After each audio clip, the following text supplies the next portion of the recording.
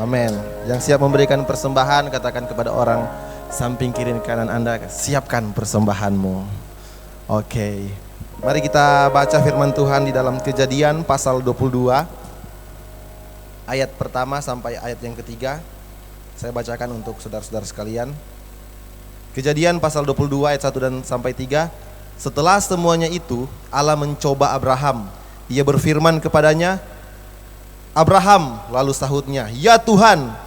Firman-Nya, ambillah anakmu yang tunggal itu, yang engkau kasihi, yakni Ishak, pergilah ke tanah Moria dan persembahkanlah dia di sana sebagai korban bakaran pada salah satu gunung yang akan kukatakan kepadamu.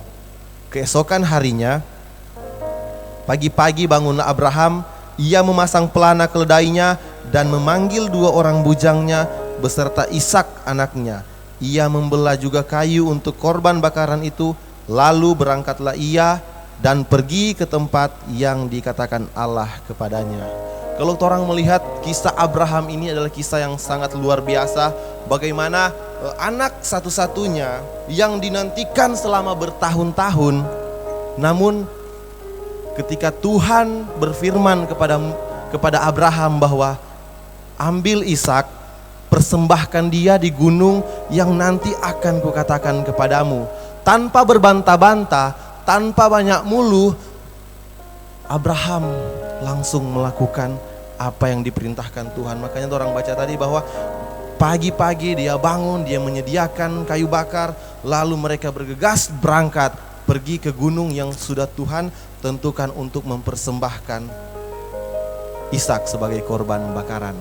Dari kisah Abraham ini kita melihat bahwa Abraham menyadari bahwa segala sesuatu yang ada di dalam kehidupannya, termasuk Ishak anak satu-satunya yang ia kasihi, itu berasal dari Tuhan.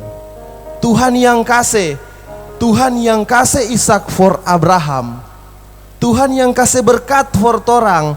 Tuhan yang kasih nafas kehidupan for torang untuk bekerja.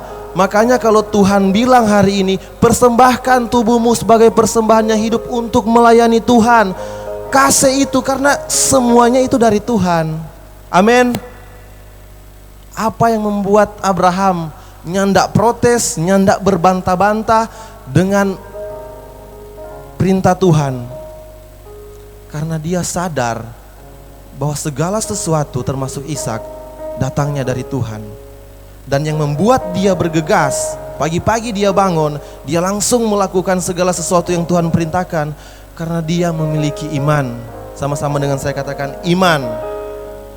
Iman inilah yang membuat Abraham mampu untuk melangkah, meskipun di dalam secara manusia, di dalam hati, mungkin di dalam pikirannya, itu tidak mudah untuk dilakukan. Hari ini apa yang Tuhan minta di dalam kehidupan orang? Dirimu untuk melayani, materimu untuk dipakai dalam pelayanan. Mampukah kita sama seperti Abraham mau melakukannya? Tuhan, kita ada kerja ini lumayan lama loh, kita ada kumpulkan ini lumayan lama, dan kita cukup menderita ketika mengerjakan ini.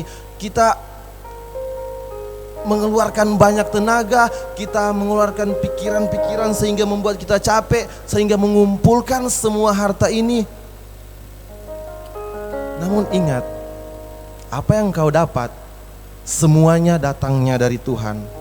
Dan sebagai orang beriman, sama seperti Abraham yang disebut bapa segala orang beriman, dan tentunya kita di sini adalah orang-orang beriman. Amin. Kita harus mampu melakukan sama seperti Abraham, memberikan persembahan yang terbaik untuk Tuhan. Dan itu yang membuat kita berbeda dengan orang-orang yang ada, orang-orang yang belum percaya kepada Tuhan.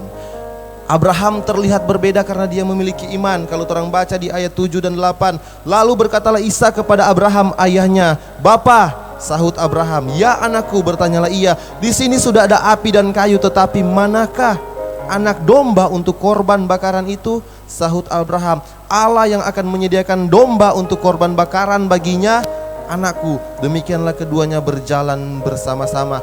Karena iman Abraham mampu bergerak. Mungkin hari ini torang sementara ada dalam kesusahan secara ekonomi, torang masih struggle di dalam ekonomi, namun percayalah, ketika torang memiliki iman, ketika kita memiliki iman, kita akan tetap mampu memberikannya. Amin. Amin. Kita akan tetap mampu untuk memberi, kita akan tetap mampu untuk bergerak. Dan apa yang terjadi? Tuhan menyediakan yang lebih luar biasa lagi untuk Abraham. Ishak tidak jadi dipersembahkan, Tuhan menggantinya dengan domba. Dan lebih luar biasa lagi, di ayat 17-19 mencatat, maka aku akan memberkati engkau berlimpah-limpah dan membuat keturunanmu sangat banyak seperti bintang di langit dan seperti pasir di tepi laut, dan keturunanmu itu akan menduduki kota-kota musuhnya. Oleh keturunanmu lah semua bangsa di bumi akan mendapat berkat, karena engkau mendengarkan firmanku. Kemudian kembalilah Abraham kepada kedua bujangnya, dan mereka bersama-sama berangkat ke Bersheba, dan Abraham tinggal di Bersheba. Ketika Tuhan meminta sesuatu dalam hidupmu, persembahkan itu sebagai orang yang beriman, dan janji Tuhan pasti akan tergenapi dalam kehidupanmu. Amin.